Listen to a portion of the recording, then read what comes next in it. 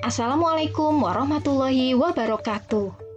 Halo anak-anak, hari ini kita akan mempelajari muatan pelajaran Bahasa Indonesia pada tema 4 tentang globalisasi, subtema 2 globalisasi dan manfaatnya pada KD 3.2. Silakan kalian simak baik-baik. Menemukan informasi penting dari teks yang dibacakan. Informasi penting dapat ditemukan dari teks yang kita dengar. Perhatikan langkah-langkah menemukan informasi penting dari teks yang dibacakan berikut. 1. Dengarkanlah teks yang dibacakan dengan sungguh-sungguh. 2. Catatlah informasi penting yang kamu peroleh dalam bentuk poin-poin. 3. Kembangkanlah poin-poin tersebut menjadi kalimat yang utuh. 4. Rangkailah kalimat tersebut hingga menjadi paragraf baru. Lalu yang kelima, sampaikanlah secara lisan kepada teman-temanmu. Selanjutnya, menuliskan informasi penting dari teks yang didengar. Informasi penting yang kamu temukan dari mendengarkan teks juga dapat disampaikan dalam bentuk tertulis atau bentuk tulisan. Caranya yaitu dengarkanlah teks dengan saksama, kemudian tulis informasi penting yang kamu temukan, lalu tuliskan dalam bentuk kalimat efektif dan menggunakan kosakata baku. Berikut ini menuliskan informasi penting suatu teks dengan menjawab pertanyaan. Setiap teks eksplanasi selalu memuat informasi penting di dalamnya. Nah, untuk dapat menemukan informasi penting tersebut, tentu kita harus membaca dengan sungguh-sungguh. Lalu, setelah selesai membaca keseluruhan isi teks, kita dapat mengajukan pertanyaan tentang teks dengan menggunakan kata tanya berupa apa, siapa, di mana, kapan, mengapa, dan bagaimana.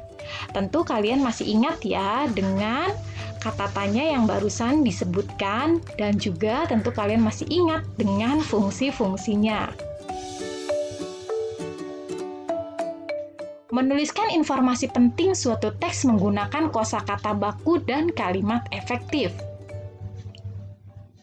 Kalimat efektif adalah kalimat yang ditulis sesuai pedoman umum ejaan bahasa Indonesia atau PUEBI.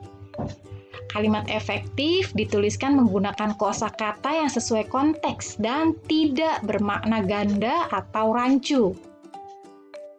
Kita dapat menggunakan kosakata baku untuk menuliskan kalimat efektif. Berikut ini ada sebuah teks. Dalam teks ini terdapat kosakata tidak baku, seperti project. Kosakata bakunya adalah proyek, lalu mensalurkan, yang seharusnya menyalurkan.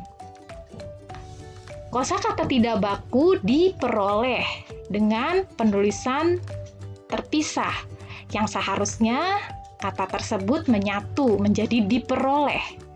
Kemudian energi menggunakan akhiran huruf Y. Kosakata bakunya adalah energi menggunakan huruf I pada akhirannya.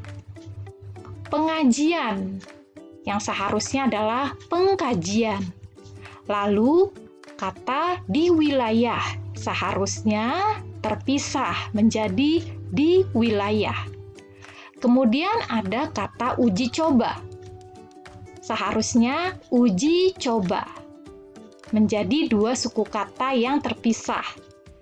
Sumber daya, yang benar adalah sumber daya, menjadi dua kata. Kemudian kata dinikmati.